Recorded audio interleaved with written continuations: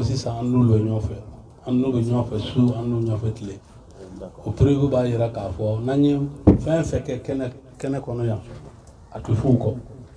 donc an ka kan k'u fo u yɛrɛ adamaden i ye min kɛ o de y'o f'i ye n'i ma fɛn kɛ fɛn tɛ f'i ye dɛ donc ala k'an bɛɛ saaba an bɛ lajarabi min kɔnɔ an y'a ɲini ala fɛ ala k'a ko an si la ala k'o ko an si la san 26 o tɛ tile 6 dɛ san 27 o tɛ tile 7 ye ɲina an san 26 f'an bɛ ka taa san 27 la an bɛ ni jarabi kelen kɔnɔ mais an y'a da ala kan adamaden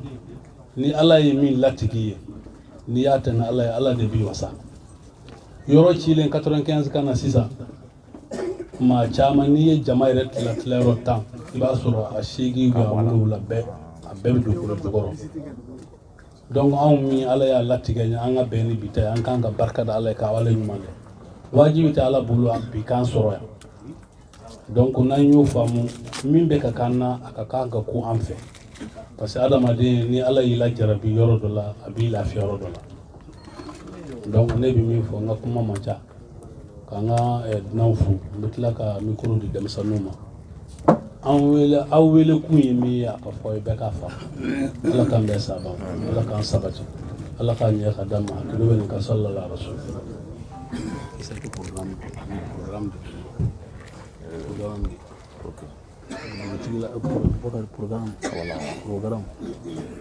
programme di quoi mun kan ka kuma fɔ lan fi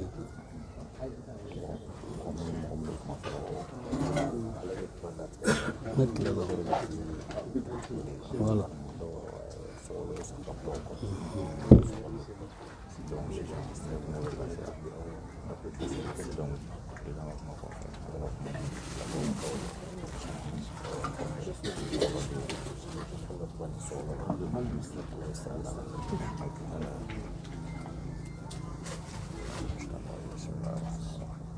Assalamu alaikum. An sira yɛrɛ la ala ka tile yɛrɛ d'an ma ne ye Issa Yafon Traoré ne ye association coordination des associations des déguerpis de Ɲamakoro Dialogugu n'o secrétaire général adjoint bi an sigira conférence de presse kunna président a bɔra ka bisimilali kɛ sisan ka foli kɛ nabagaw bɛɛ lajɛlen na bolen dugutigilakaw ka se Ɲamakɔrɔ dugutigi ma ka se union ma a bɔra k'u bisimila donc maintenant programme an bɛna don programme daw tulo kan sani kuma ka di kumakɛlaw ma président kɔfɛ an bɛna kuma di dugutigiw ma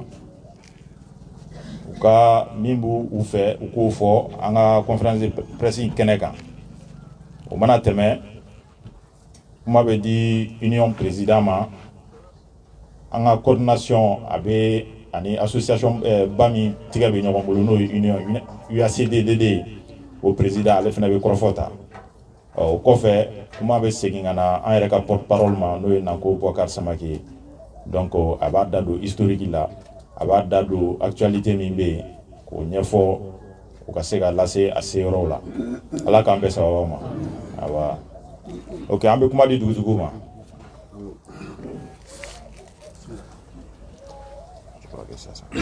Bismillah. Ne tɔgɔ ye Mahamadu Sinbo Tarawele ka bɔ Kalaban.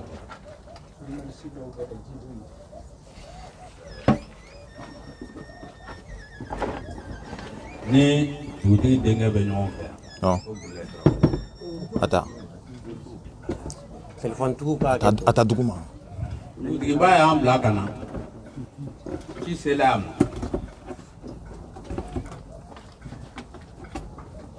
Juguman tɛ.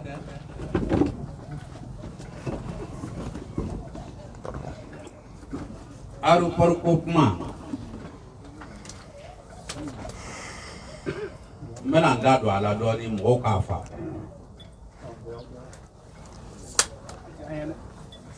Tuma min na ni Modibo ye fanga ta indépendance wagati o kɛra 1960. PSP ni RDA olu de nansaraw kɛlɛ indépendance nɔfɛ mais voici n'allait que RDA de Gaïna ni au Yamok ni Marukunati. Murubo Dalembale. Ala indépendance Oma Marukunate Soroshila. Anana Ben Muruboka Wati. Mamina ni Muruboye indépendance ta. Aka fanga konona una na jatimna ke aéroport membe amdalai a wakati ana position mais una na Amerika jatimna ke kana ye tale nyefe avion bena dla tsika digi pisinga muro na ga mo yu hakli jabo ka yoro nyini mimbe ga aéroport international una na bo aéroport kenainga komi aka suru senuna muro ka chide fla no e jamar kona ani sedu bajam kuyate ay woro tando bolo kuchi kata senu dugutigi ma o do ne keta kulubali be senu nguna ko murbo yu blakana avion ji kana ba fe ka yoran koy negata yu bismillah awrone kakla ka yurula ay ta fo murboye am ta de dugoloy kalaban koro de ta dugolo am be kalaban ga sigide tidon nana kan fo muru ado am be ko la andem sanamadu nera dona école là en 55 octobre 55 ba yan soro ambe senga manela ambe badlabu ne école blala amina vacances que so kata sanega amman sauf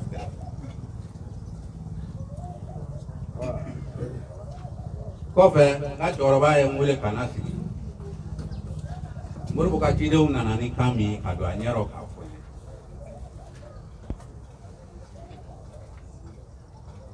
o kunye bi nyesiri di olu kɔni tɛyara mais umu dugu ana dugu fɛn fɛn n'a sigilen bɛ u faw fɛ ka fara u yɛrɛ kan a y'a bɛɛ ɲɛfɔ n yɛrɛ ɲɛna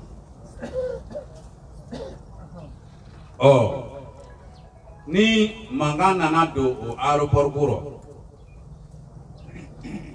a kɛra ɲɛna n t'a kɛnɛ kan mais a ɲɛfɔra ɲɛna a kɛ kan ni n welel'o la n k'o ɲɛfɔ jama ye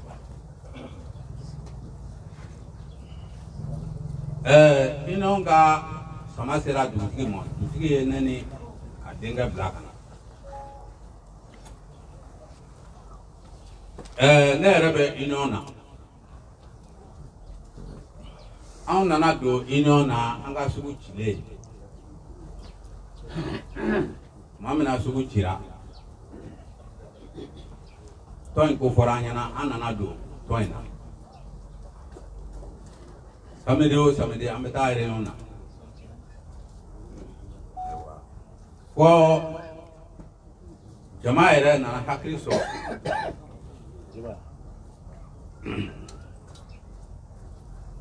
min kun dalen bɛ président kan taama gɛlɛyalen o ma ka ne bila o place la ka taa o donna ka na bila bi la an ye ko caman kɛ parce que union ko mɔgɔw b'a mɛn mais u ye wale min kɛ mɔgɔ caman t'a dɔn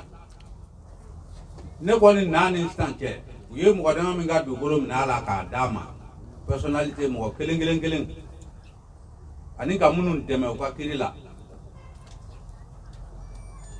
ne miiri t'a mɔgɔ hakɛya la an bɛ bɔ an bɛ taa mission na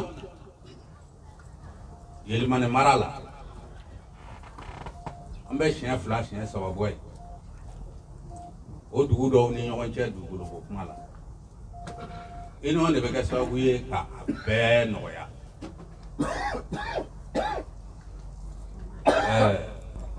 marakaw ka hakɛ to olu ka ko foi mando lui fama ko o fama ko wori de ma mbita o kun fesa o de ka di juju ni commandant de cercle munu be na bolo ni ro ko kan sa olu ko ba black na chuko na ba black kana mais ino ara tale sa ino yu hakili ira nyona wara me da million ke me woro ana kun kan fe ni ko kam ko te mo bo soro ito isigoro ino nga chido nye udu hakili ira nyona sa kana mo ya kono ko fo ko lupa an fana tawo ta an bi jigin ɲɔrɔn chef kɛ kan buye ka taa mission fɔ ye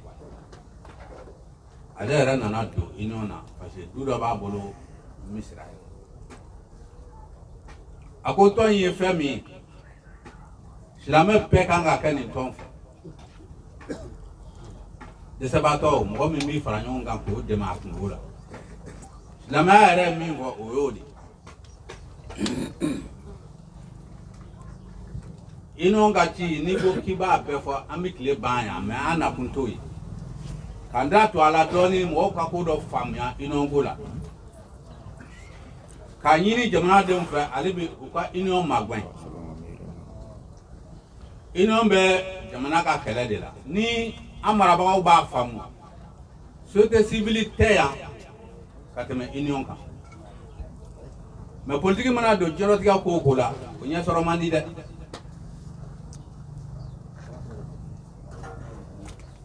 yɔrɔ kama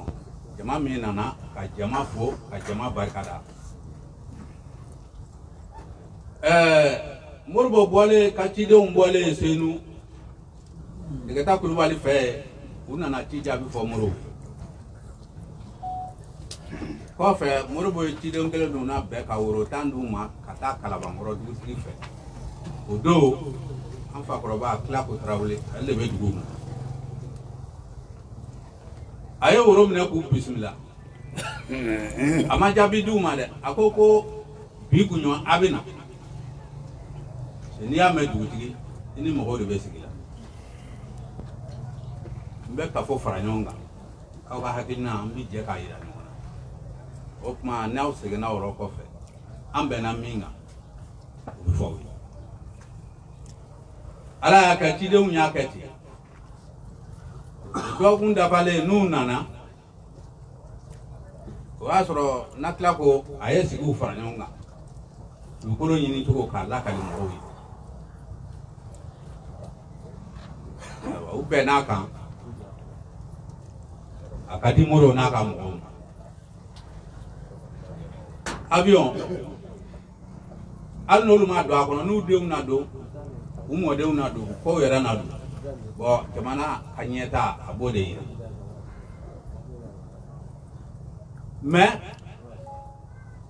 Moribo ka mɔgɔw a y'u ci ni woro 10 de ye wari ma d'a kan dugukolo ma feere a ma tɔnɔ ma da u ye yɔrɔ min yira o labila ni o arabu ko kuma o mankan de nana wuli marabagaw u bɛ ɲɔgɔn chance fanga la o union kelen yɛrɛ de nana Bamakɔ sa nin ko bɛ yɔrɔ min na n'a ma ɲa ko bɛ Asegina ka bolo kan ka délégation wuli ka taa Dakar o don directeur min bɛ Asegina kunna Tchadien don taa kuma ɲɛfɔ a ye ko délégation ka sabali n'Ala sɔnna n'u ye ɲɔgɔn ye fɛɛrɛ bɛna sɔrɔ a la kɛlen ɲɔgɔn ye o fɛɛrɛ nana kɛ mun ye Asegina yɛrɛ nin yɔrɔ min bɛ Mali dugukolo la Asegina tɔgɔ la u de nana koko k'o la ayiwa a tɔ o b'aw n'aw marabagaw ni ɲɔgɔn cɛ yarɔ u sigara yɔrɔ min na tile bɔra ye dɛ aéroport ni yan n'a ma kilo bɔ a tɛ dɛsɛ o rɔ dɛ ayiwa n'a fɔra o rɔ aéroport dira ni kan min ye olu nano dan sago ko wɛrɛ b'olu kɔnɔ dɛ aw nana dugu minnu sigilen sɔrɔ kalabankaw fɛ aéroport bɛ ɲini don min na Modibo ka mɔgɔw m'o fɔ k'a fɔ aéroport bɛna se ninnu ma don nata la u bɛ wuli ni cidenw kun y'o fɔ an faw tɛ dugukolo di diɲɛ na u bɛna yan don min na ba kɔ n'a ɲɛ dugu ci yan u nana saraka de bɔ sa ka jama wele ni jama nana u ka laɲini sabatira aéroport y'a sɔrɔ ninnu bɛɛ sigilen bi yan mɔgɔ ma ni jɔyɔrɔ ko o dugu ko fɔ ko o fara aéroport kan o ma avion jigin dama dɔrɔn tɛ dɛ dugukolo dunko de b'olu kɔnɔ kana fɔ jama ye Kalaban ma sigi o kan Kalaban tɛ jɛn n'o ye Kalaban dugutigi ko ten ni anw ka dugu sigilenw bɛ wuli u k'a fɔlɔ Kalaban yɛrɛ la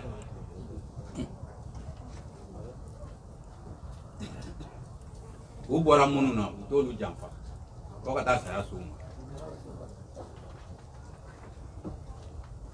kana fɔ aw ye k'a ka hakili lasigi Kalaban dugutigi a n'a ka mara mɔgɔw u bɛɛ b'a aw kɔ a ko maa na bolo o bolo kan a kana dogo a la a ka ci s'a ma yan'a don cɛ a se ye min ye a b'o kɛ kabi yɔrɔ cira Kalaban dugutigi n'a ka mɔgɔw u ye jɔyɔrɔ min kɛ a tɛ se an ko o walaka jama ye jama k'o dɔn o bɛ Kalaban dugutigi yɛrɛ n'a ka baara kɛlen cɛ kana a fɔ jama ye a k'aw hakili sigi ko n'a bɔra ko nin na Kalaban bɛ ɲɛkun na ci min donna an da kana n'o fɔ union n'a ka jama ye o de ye nin hakɛ dɔ bɛ nin ka sala yɔrɔ min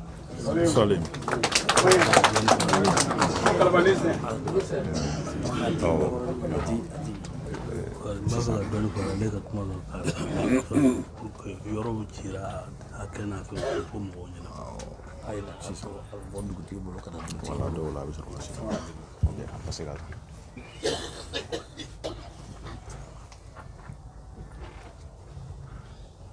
ni sɔgɔma an sira yɛrɛ la Ala k'an tile hɛrɛ la Ala ka tile hɛrɛ d'an ma nin ye koba ye bi Ɲamakɔrɔ dugutigi Bakari Tarawele ale de ka kɔrɔ commune 6 dugutigi bɛɛ ye a bɛ san 100 ni san 15 la a ko Digɛrɛfi mɔgɔw ani Lion mɔgɔw ale bi mɔgɔ min nɔ jati ko association bi yan yɔrɔ cɛle la o y'olu ye mɔgɔw bɛ yen mɔgɔ kɔrɔfɔ tɛ mankan nɛ don kumaw ni ɲɔgɔn cɛ parce que baara o baara n'a nana hakililanko de b'a la an bɛ kodɔn kuma min cɛkara kulu 100 sigilen bɛ da la t'u bisimila i t'a la dɛ bunadamadenw bɛ bɛn bon mɔgɔ minnu mɛnnen don n'u y'ale dɔn dugutigi ye ka da Kalabankaw ta kan o ye Lion mɔgɔw ni Digɛrɛfi minnu bɛ yan an filɛ min kɛnɛ kan bamananw ko ten ko ɲuman dogoba ye denjugu ye n'an ye tiɲɛ fɔ ɲɔgɔn ye bamananw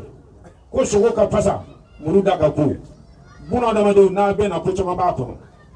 Kalaban dugutigi y'a fɔ cogo min Kalaban dugutigi ma sufɛ taama kɛ a ma tilefɛ taama kɛ n'a ni Ɲamakɔrɔ dugutigi ka cidenw da ɲɔgɔn fɛ a yɛrɛ sigilen bi yan mais a kɛra bunadamadenw de kosɔn mɔgɔ o mɔgɔ n'a y'i dɔn i k'a tigi dɔn dugutigi ko ale bɛna mun kɛ sisan a bɛ conseil 5 bila ka na conseil 5 Lion k'a dɔn Digɛrɛfi k'a dɔn k'a fɔ u y'ale Bakari Tarawele dɔn cogo min a k'a dɔn olu ka ko t'ale bolo tulonkɛ la conseil minnu bɛ yan ne tɛna mɔgɔ tɔgɔ fɔ mais minnu bɛ yan Tarolakaw don ne ye Dirisa Jara ye ne bɛ tɔw ɲɛ ne yɛrɛ Dirisa Jara ne bolo kɔrɔ talen filɛ min dalen b'o kan o ye Dirisa Tarawele a k'i bolo wuli min dalen b'o kan o ye Labasu Jara a k'i bolo wuli min dalen b'o kan Laseni Tarawele a k'i bolo wuli dugutigi mɔden kelen a y'o dan na ka na n'o ye Amadu Jara a k'i bolo wuli o tuma a ka da la k'a fɔ ale bɛ yɔrɔ min na bi abi hamini awye abi yoro mina bi ale bi shaka sode nga miria be awla mugo ni mugo na yidon ika tigi don bomana ngoto ko ni soba jaba to na fa bi tasuma fe ni nunyi ma fa daji ba fa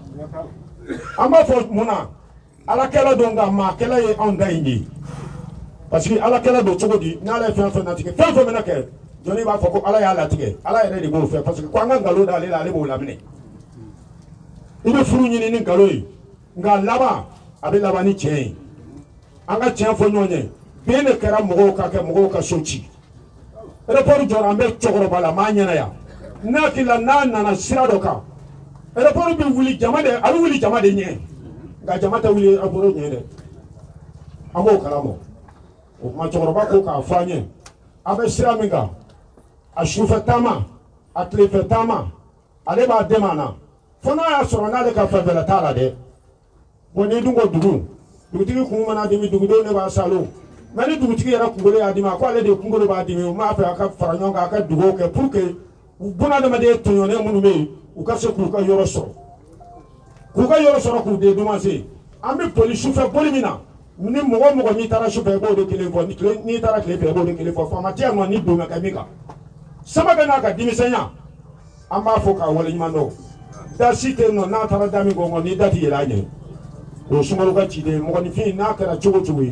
mo ni fi bonya de ba de nyugo de ni fefe na kara a songa nyon tanu parce que bomo ngo ngana tanu balia abe ngana timi ango ya de en fa sigile fleni fa to ba mo ado wolola abi je anga du oke ala ka se ka tunyo ba nu ku ni soja o de ka di du tiginye ne ku me go ka mi fa nya salama jama o de ni haka to bala sallallahu muhammad sallallahu alaihi wasallam jama silamɛ assalamu alaikum. Waalaikum salam wa rahmatullah. An sira hɛrɛ la ala k'an tile hɛrɛ la. Bon ne faw kumalen kɔfɛ ne ka kumaba tɛ yen.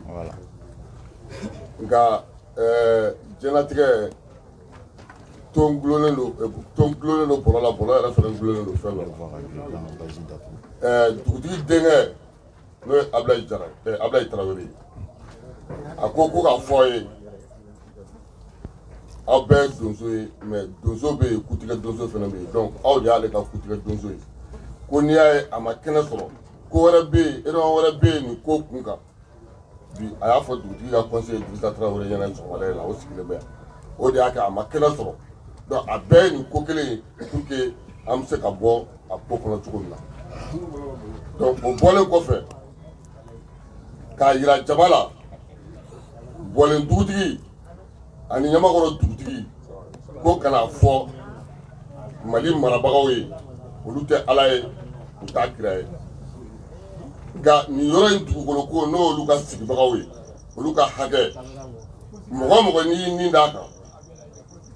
bere t'olu bolo marifa t'olu bolo mais ala wele b'olu bolo cɛ y'i bolo bila a ko la an k'a daminɛ Zumanamori la ka tila ka n'a daminɛ k'a bila IBK la ka n'a bila Bandaw n'a ka jama la fɛn fɛn y'i nin da yɔrɔ in kan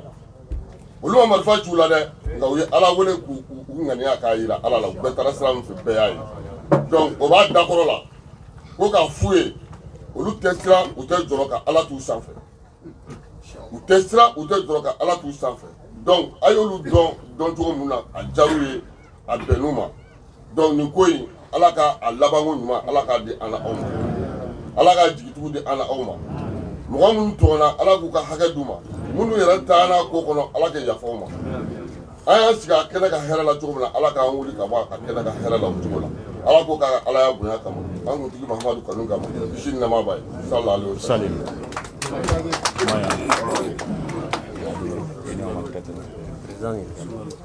Okay.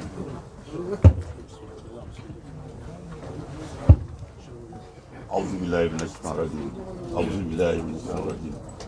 اللهم صل على سيدنا محمد وعلى آل محمد وسلم اللهم صل على سيدنا محمد وعلى آل محمد وسلم اللهم صل على سيدنا محمد وعلى آل محمد كما صليت إبراهيم وعلى آل إبراهيم وبارك إبراهيم وسلم على كان باتو كلامنا على كان جرمو يافا على من حكى وترى ala k'an sutura ala ka leminiya d'an ma ala k'an so sabali la ala k'an so jɛɲɔgɔn ɲumanw na ala k'an to janfa la ala ka barika don an si la ala k'an silamɛw labanko ɲa ala k'an silamɛw kisi ala k'an silamɛw lafiya ala k'an silamɛw kunnaja silamɛya ala k'a jidi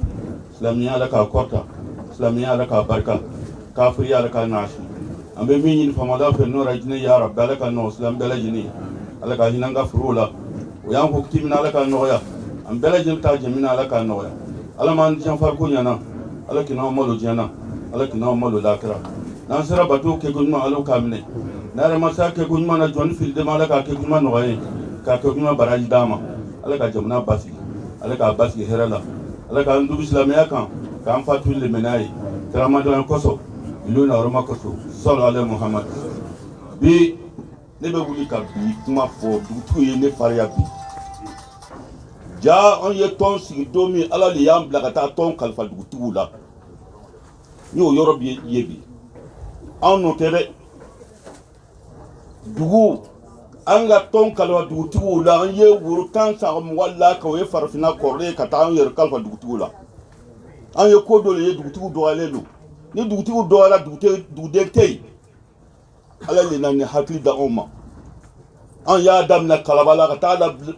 taa laban anw bɛ yɔrɔ min na n'o ye ɲamakɔrɔ ka na u fɛ ka sɔrɔ ka taa ɲari la ka sɔrɔ a dɔn dugu kɔnɔ ka taa fo Welesebugu dugu fɛn o fɛn bɛ yen an ye tɔn ni kalifaw la an nɔ tɛ dɛ ala le nana ni hakilila d'an ma bi dugutigiw y'an fariya bi an y'a dɔn parce que wulutigi kɔnɔ mana gan so n'a sirala sogo min ɲɛ o minɛ cogo bɛ gɛlɛya wulu bolo dɛ bi dugutigiw y'an fariya o y'an fariya dɛ an y'a dɔn k'a fɔ mɔgɔw b'an kɔ an y'a dabɔ min kama o dugutigiw bɛ yen walayi an b'aw kɔ an y'a dɔn tigi b'anw na sisan ne bɛ sigi ka dugawu kɛ ka don bɛ kuma fɔ nka bi ta n bɛ jɔ k'o fɔ dugutigiw ɲɛna an tun bɛ bi le ɲini ala tun bɛ ka bi le bila anw hakili la anw yɛrɛ t'a dɔn an ye tɔn ni kalifa dugutigiw la tɔn ni fana ma kɛ fɛn na nin y'a fɔ cogo min na an bɛ bɔ yan fɔ yɛlɛmani fɔ jɛma an bɛ mobiliw ta mobili 2 i ɲɔgɔn b'a sara ka taa dugu kɛlɛ ban dugukolo ko kelen na n'u nana kɛ anw kun kan anw yɛrɛ ka ɲɔgɔn sɛji bɛ dugu min kɔnɔ quartier min kɔnɔ n'an ma se k'o ta o tuma na a bɛ kɛ ko kabako fɛn ye dɛ nka anw y'a sɔrɔ dugutigiw bɛ yen walahi dugutigiw min sara ka tɛmɛ n'a sɔrɔ se b'u ye bi u bɛ ko yɛlɛma k'aw filɛ aw min b'o kɔfɛ u bɛ ko yɛlɛma k'aw filɛ ka dugawu k'a ye u b'o kɛ ni se b'u ye bi Kaliba dugutigi a b'i to kaburu kɔnɔ k'i kɔfilɛ dugutigiw la Ɲamakɔrɔ dugutigi a b'i to kaburu kɔnɔ k'i kɔfilɛ aw la bi dugutigiya tun bɛ ten fɔlɔ walayi aw y'an fariya mais i y'o ba taama kɛ cogo min ka d'a ye aw ka cidenw de y'anw ye anw tɛ siran an tɛ jɔrɔ k'an to tiɲɛ kan walahi mɔgɔ tɛ s'anw na k'an to tiɲɛ kan n b'a dɔn mɔgɔ tɛ s'anw na wa an tɛ nkalon fɛ dɛ ni anw ka cidenw ye fɛn o fɛn ta n'i y'a woloma cogo cogo i bɛ taa sɔrɔ lɛkisɛ de bɛ yen u tɛna tiɲɛ fɔ an ye dɛ n'u tɛna nkalon fɔ an ye dɛ u bɛ tiɲɛ de fɔ an ye bon dugutigiw n ka foli bɔ aw ye bi k'a yira aw la k'a fɔ bi aw y'an fariya n b'a fɛ ka kuma min fɔ aw ye o ye nin ye ala sago ala sago.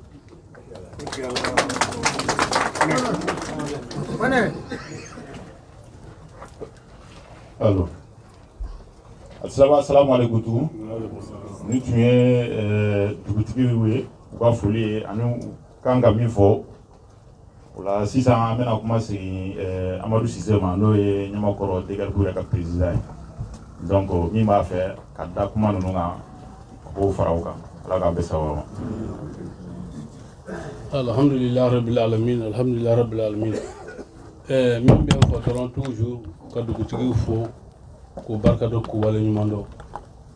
ka union président fana fo ka union tɔndenw bɛɛ fo président y'a fɔ sisan ko dugutigi ye olu fariya n'olu fariya o kɔrɔ de ko an fariya donc an b'u fo o la o tɛmɛnen kɔfɛ Kalabankɔrɔ dugutigi ye min fɔ n b'a fɛ ka fitinin faraw kɛ mɔgɔw k'a faamu kosɛbɛ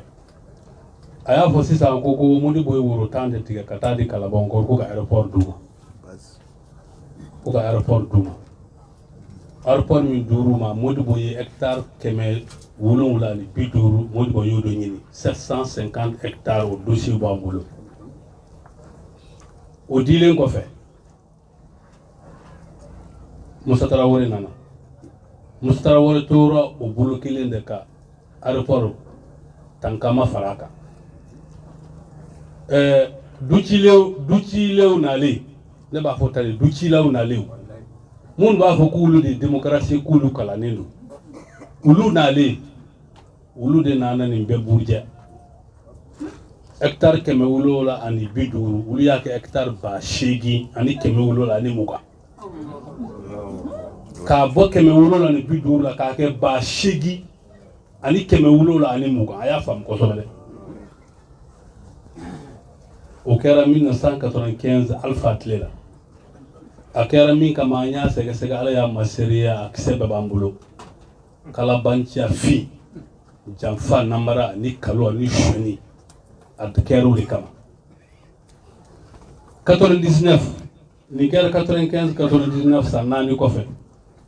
hectare 1,000 ani 720 o tilala ka dɔ b'o la ka n'a ye hectare 700 ani hectare 7,000 ani 195 ani 5 o ye hectare 1,000 ani 526 ani 26 de tigɛ ka bɔ a la wa o tigɛra Ɲamakɔrɔ côté de la dɛ o kɛ kun ye mun ye u bɛna di ACI ma a kɛ kun y'o de dɛ fila t'a la o tɛ dɛ u b'a fɛ k'a di ACI de ma mais bamananw ko kuma dɔ ko ni Ala bɛ sanfɛ ko jara tɛ bin ɲini bi k'anw sɔrɔ k'a sɔrɔ kalabanciw ma nin dun a farila Ala de la anw se tun tɛ la dugutigi se kun t'a la parce que u b'a kɛ kuma mun na u ye mana biri mɔgɔw bɛɛ ɲɛ kan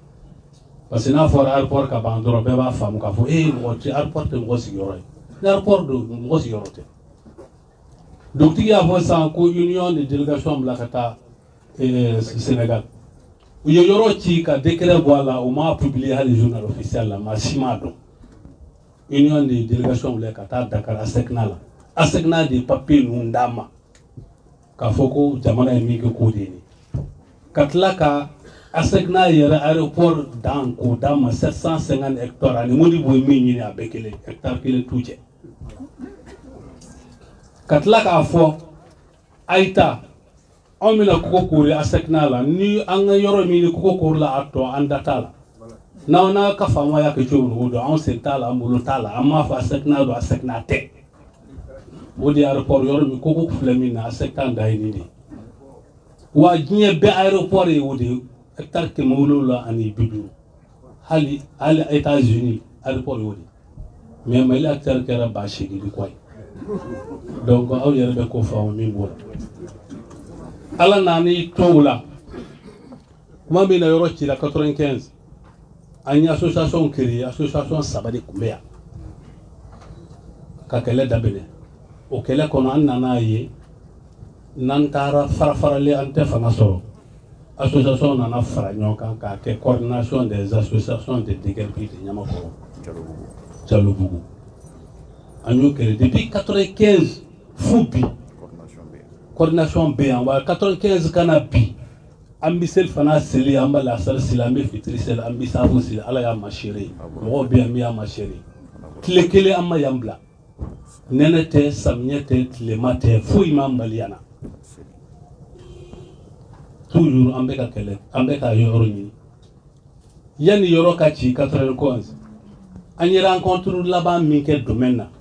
a y'a sɔrɔ domaine tun tɛ ministère waati direction de tun b'a nɔrɔlen don travaux publics de la a directrice de tun b'a o kun ye muso de ye o de y'an wele k'a sɔrɔ yɔrɔ ma ci fɔlɔ a ko Ɲamakɔrɔkaw wallahi aw ka yɔrɔ cili a farila Ala la a y'a décret de ɲɛna mɔgɔ m'a fɔ n ye dɛ wa yɔrɔ bɛ ci a y'a fɔ tan de a ko wa ne yɛrɛ u y'a ɲini ne ye domaine directrice ko ne ka far'o kan ne kɔni tɛ far'o kan n ko farafinna laada muso bɛ du jɔ muso tɛ du ci a ko bon ko Alpha da de y'a fɔ ne k'a fɔ ko ordre don ne ko n ko non n ko ordre min don ne tɛ se k'o exécuter muso in de min f'a ye a bɛ balo na bi a ma sa Alpha ma sa a ko mais n b'a dɔn o don fana kɛra Ala b'a dɔn o don kɛra tarata don de don man taara rencontrer domaine a kɛra tarata de a ko bon bi ye tarata ye sini araba ye conseil de ministre o tɛ n bɔ yen mais araba nata a y'a lajɛ n tɛ sɔrɔ yen wallahi kɛra to y'a boyi o y'a boyi yɔrɔ cilen n'an ye coordination sigi ka lettre sɛbɛn cɛkɔrɔba dɔ tun bɛ ɲamakɔrɔ ya tribunal la ale de tun ye yan procureur an fɔla ale de fɛ ka taa an ka papiyew d'a ma ale ye dossier dilan k'a fɔ état ma ko k'u y'a bɛn an kan k'an ka yɔrɔ sera a ma u y'a mete yan ka taa n'a ye nara f'a ka fanga banna a mana bamakɔ yan a sara ɲinan de ɲinan de a sara parce que ko k'a k'an ka yɔrɔ ka segin a ma mais ala nana mun kɛ n y'a fɔ n ko ni ka ala to sanfɛ dugate bɛ ɲimi anw yɛrɛ waati min ɲamakɔrɔ bɛ ci 95 an ka DKRP dɔ tun bɛ yan ale den don a dɔgɔmuso den o tun b'ale fɛ kalan na o fana o waati y'a sɔrɔ a ye lycée de daminɛ donc a kalanna ala y'a kɛ a ye droit de kɛ a ye droit min kɛ u y'a dɔn mɔgɔ dɔ hakili b'a la u y'a bila ka taa branche min o droit international de u y'a bila ka taa Canada kalan ale taara kalan Canada a ye san 4 de kɛ o san 4 kɔnɔ n'a tilala droit international la ni kalanna n'i tilala i bɛ thèse de préparer o kɔrɔ de ye kalan min kɛ i ka karamɔgɔ de bɛ na i b'a yira n ye nin de kɛ n ye nin de kɛ n ye nin de kɛ ale ye ɲamakɔrɔ Jalobugu de ta ale ka thèse la k'a fɔ tɔɲɔni min bɛ diɲɛ na min bɛ Mali kɔnɔ min bɛ Bamako k'o fɔ a yɛrɛ bɛ yan a ma sa dɛ mais a tɛ Bamako bi a ko ale ni Ala n'a kira don min a y'o fɔ a ka karamɔgɔw k'a ma ko k'a kana nin fɔ olu ka kɛnɛ kɔnɔ ko parce que diɲɛ na ko nin tɛ se ka kɛ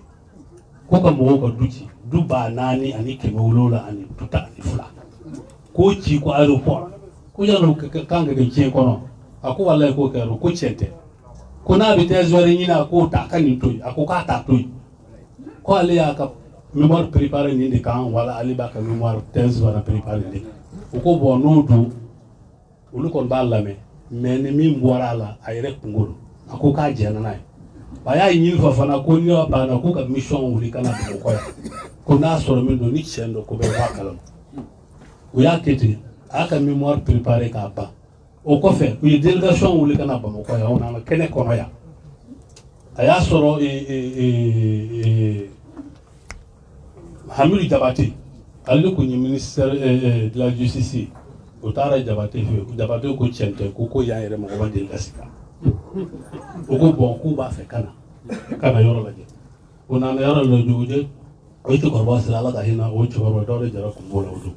o nan'u ka mobili la ka jɔ mɔgɔw wulila k'u kunbɛn ko aw nana mun na o ko non k'olu mana fɛn la k'u nana kɛnɛ dɔrɔn de yɛrɛ u ye u ɲininka ko aw sigilen bɛ mun na ko an sigilen parce que an ka du de cira ko aw ka du cira o ko bon ko a y'a lajɛ kɛ ko a y'a lajɛ kɛ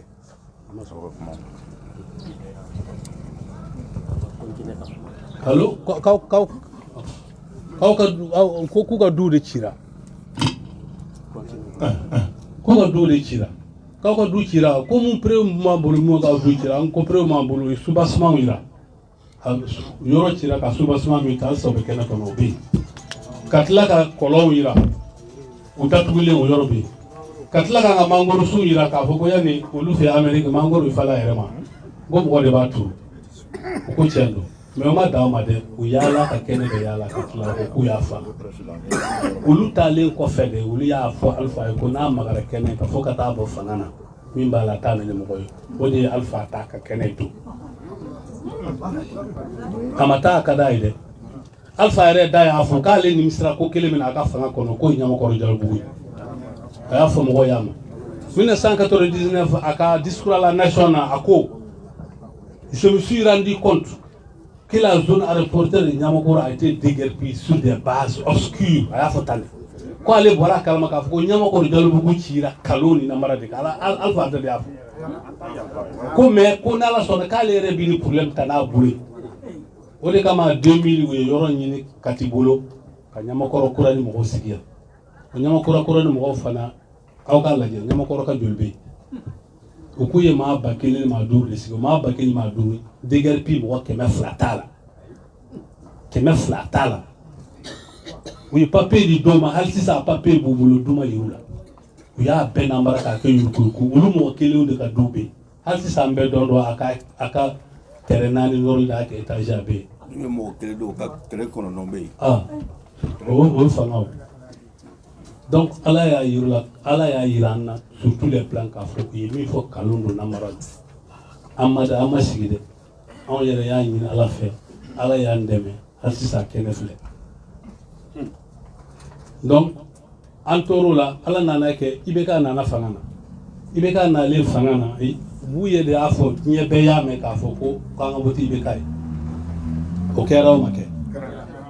anw ye délégation formée yan ka taa mun ye fɛ hippodrome na an ko mun ma bɔn i ye min fɔ a ɲ'a mɛn mɛ anw tɛ se k'o kɛ a ko mun na an ko parce que anw ka IBK de y'an ka du ci a ko tiɲɛ don ko waati min IBK bɛ du ci IBK ye premier ministre de ye ni président bɛ yen premier ministre ka se ka président sɔsɔ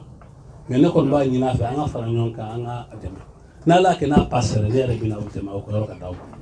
mun ye bɛ balo na IBK bɛ balo na ne yɛrɛ bɛ balo na y'a faamu ala y'a kɛ IBK passera an ye délégation formée Bamakɔ ka taa Buye ka se fɔ Nioro a y'a sɔrɔ IBK passelen a ye fɛn fɔlɔ min kɛ o de ye minnu sigilen filɛ Kidalibugu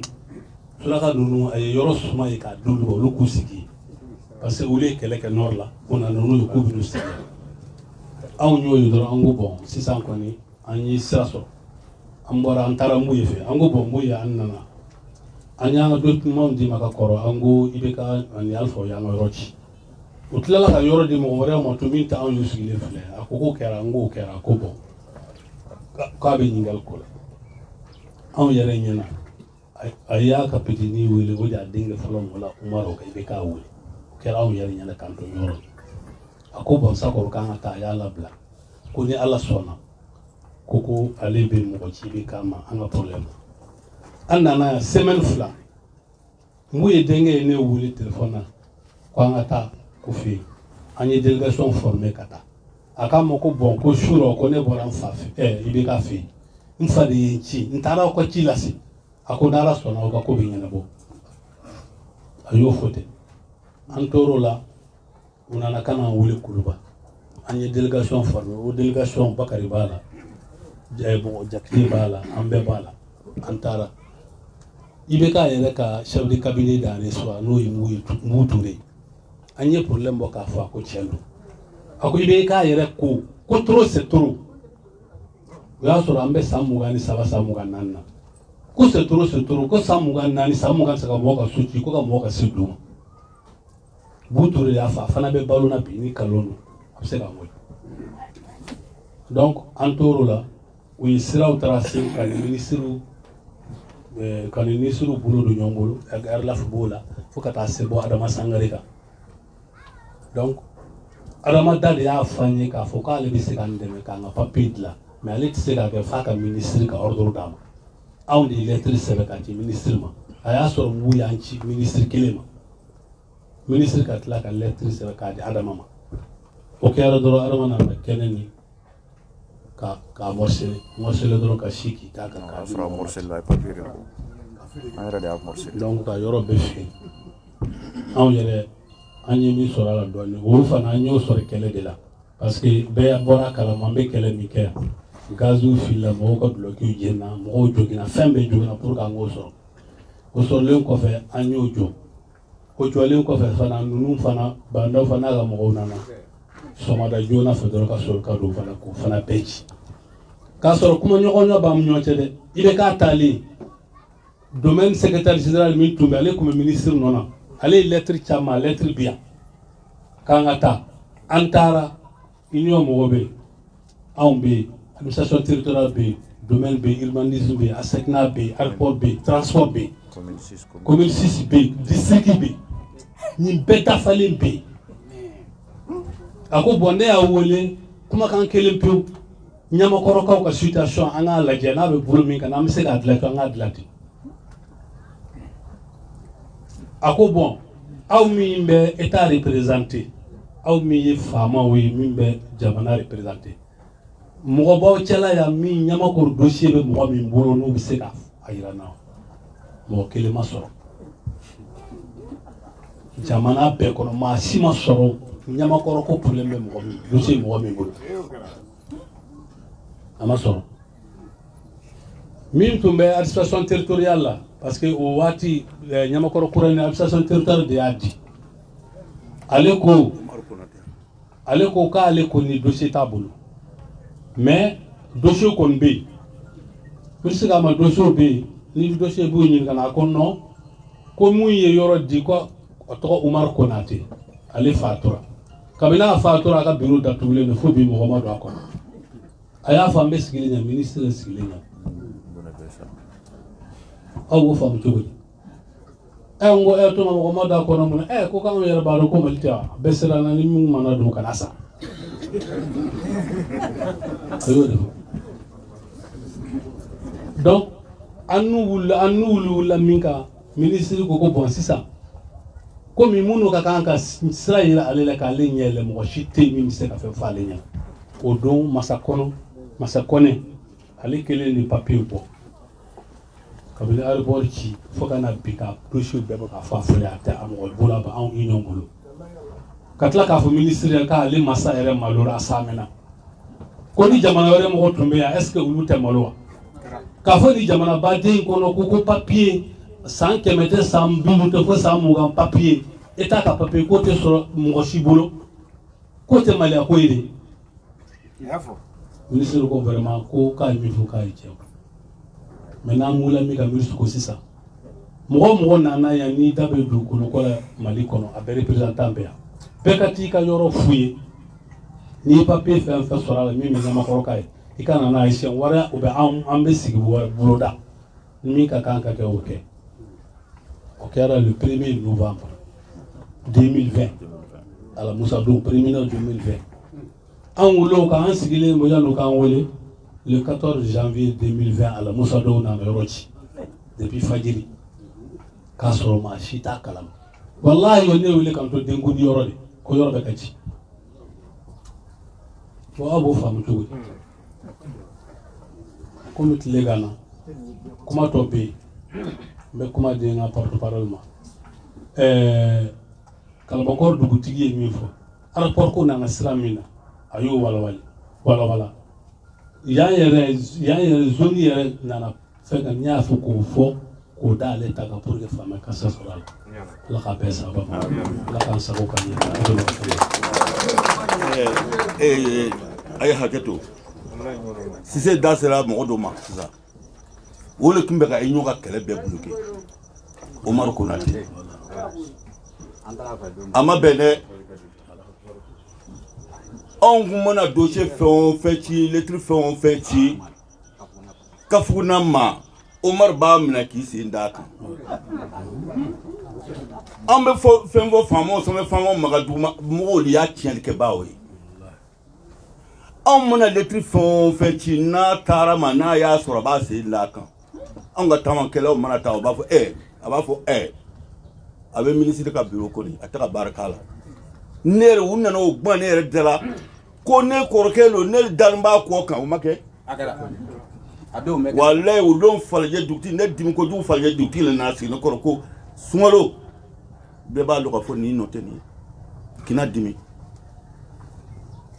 ne wulila ka taa Umaru Konate fɛ a ka bureau kɔnɔ u ka dugu n'an ka dugu man jan ne ko nɔgɔ a fɔra lettre fɛn o fɛn bɛ ci e ma est ce que a lettre sera ministre ma wa a ko a bɛɛ b'a ka bureau kɔnɔ nka ko cogo di a b'a ka bureau kɔnɔ n ko i t'a banna a la su fɛ ne taara ka fuguna fɛ an ye dumuni kɛ ka ban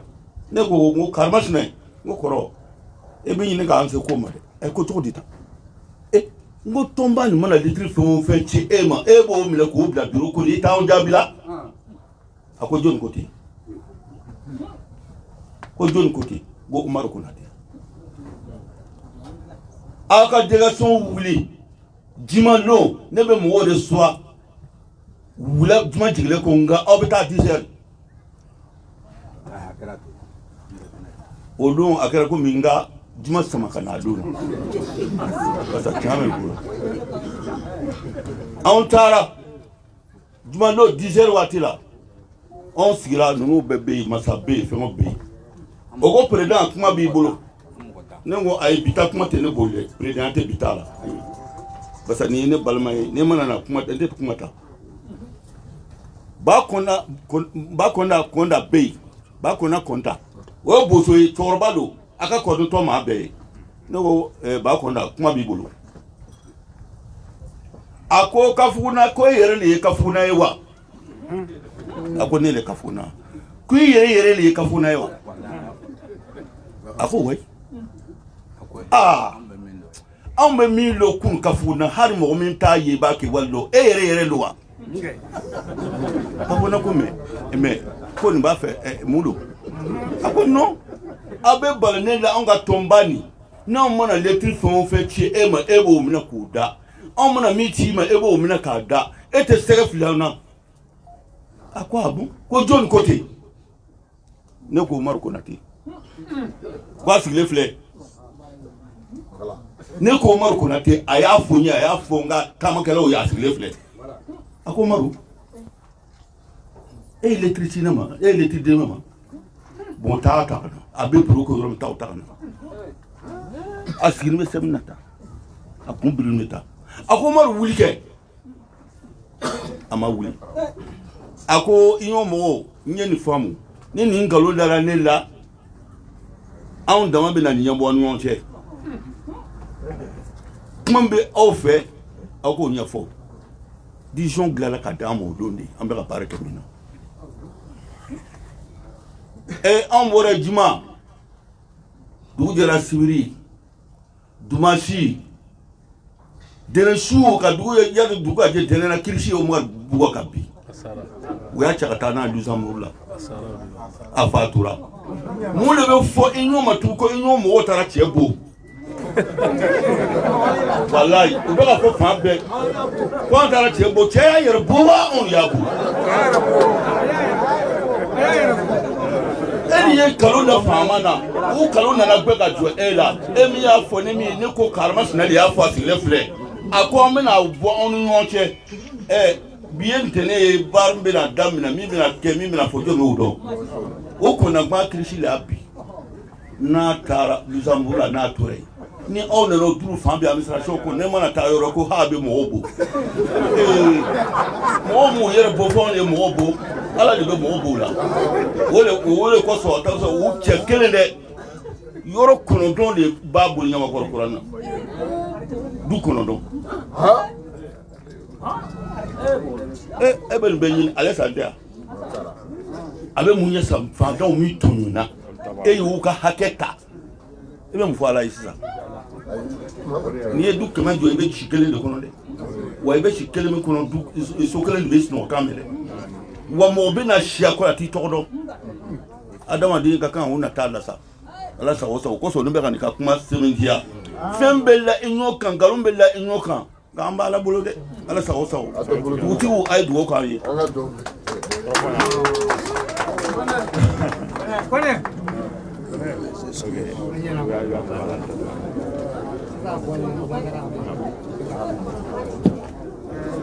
Allô? أعوذ بالله من الشيطان الرجيم بسم الله الرحمن الرحيم الحمد لله رب العالمين اللهم صل على سيدنا محمد وعلى آل سيدنا محمد وسلم.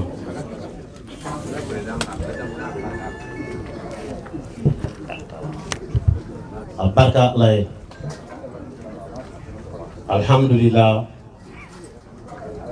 an bɛ foli kɛrɛnkɛrɛn ko kura k'a di bɔlen dugutigi ma Kalabankɔrɔ dugutigi a ka yamaruya kɔnɔ ka kɛrɛnkɛrɛn an bɛ dugu min kɔnɔ n'o ye Ɲamakɔrɔ ye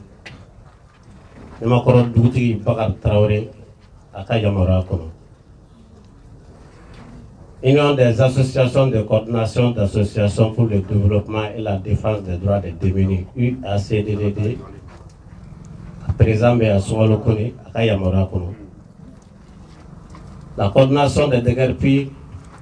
de Ɲamakɔrɔ Jɔlibugu en 1995 à président Amadou Cissé a ka yamaruya kɔnɔ a barika Ala ye a barika kira ye a barika an faw ye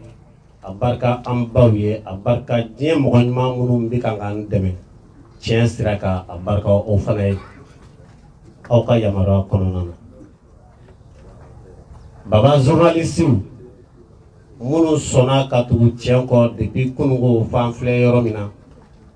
aw bɛɛ lajɛlen kelen kelenna foli don aw fana ka yamaruya kɔnɔ an ka bi conférence de presse n tɛna segin maa tɛmɛlenw ka fɔta kan ni fɔcogo ɲuman yera la u ye min fɔ o de y'a fɔcogo ye nka Bakari bɛna walawalali min kɛ n bɛ laɲini kɛ journaliste bɛɛ lajɛlen fɛ minnu bɛ sɛbɛnni kɛ ani minnu bɛna bila fiɲɛ fɛ radio kan min bɛna fɔ aw ka jateminɛ k'a sɛnsɛn k'a fɔ a fɔcogo la k'a lase a lase cogo la Bakari kama tɛ DGRP cɛkɔrɔba minnu bɛ yen n'u bɛ degun kɔnɔ depuis 1995 fo ka se an sigiyɔrɔ ma olu ka hinɛ ani u ye degun min sɔrɔ yasa u bɛ se ka u ka halala sɔrɔ cogo min u ka juru min bɛ jamana la fasoden juguw y'u se dingɛ min kɔnɔ n'u ma se ka u labɔ depuis 95 fo ka se an sigiyɔrɔ ma dɔw ka kabila tiɲɛna balima tɛ cɛkɔrɔba ninnu dɔw la bi denw tɛ cɛkɔrɔba ninnu dɔw bolo bi jigiya tɛ cɛkɔrɔba ninnu dɔw la bi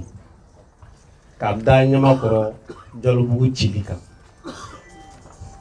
ayiwa ni mɔgɔ min kɛra o cɛkɔrɔba kulu dɛmɛbaga ye yasa ka ka hakɛ sɔrɔ n b'a jigiya k'a fɔ i baraji bɛ Ala de bolo wa i sara belebele a bɛ Ala bolo ni mɔgɔ min kɛra tɔɲɔlikɛbagaw dɛmɛbaga ye ka se ka cɛkɔrɔba ninnu tɔɲɔ kokura n'o y'i ka laseli kɛcogo juguya ye fɛn min y'i sara ye o ye jahanama ye n b'a jigiya k'a fɔ Ala bɛ sɔn k'o kɛ ka d'a kan fantanw tɔɲɔlen don e kɛra sababu ye ka tɔɲɔlikɛbaga dɛmɛ u kan o tuma n bɛ kuma journaliste ma minnu sɔnna ka tiɲɛ minɛ kunun fɔ bi anw ye coordination des associations de DGRP de Ɲamakɔrɔ Jalobugu en date de 1995 o yɔrɔ de man d'u ye a fɔra ko Ɲamakɔrɔ cira 95 Alifa n'a ka fanga fɛ a cira nkalon kan fama bɛɛ y'a dɔn ayi Bakari tɛ kuma bi ko yali an bɛ aéroport la wa walima an tɛ aéroport la la n tɛ kuma o kan bi quoi parce que aéroport ko tiɲɛ bangela diɲɛ kɔnɔ a bangera kɔfɛ de ka don jamana kɔnɔ an bɔlen Dakari tiɲɛ bangera ye Dakari taga la Bakari tun b'a la tiɲɛ bangera an nana yan jamana in kɔnɔ an y'a yira diɲɛ mɔgɔ la maliden bɛɛ lajɛlen na ko aéroport ko ye nkalon ye ka da fama juguw ka taabolo juguya kan jamanadenw ma se ka bɔ tiɲɛ nkalon kɔnɔ tiɲɛ tora dibi la nkalon yɛlɛnna sanfɛ an tora o degun de kɔnɔ ka bɔ san 1 na ka se san 2 ma fɔ san 26 halisa nkalon bɛ tiɲɛ sanfɛ nka bi yɔrɔ ciko filanan in je crois le 14 janvier 2021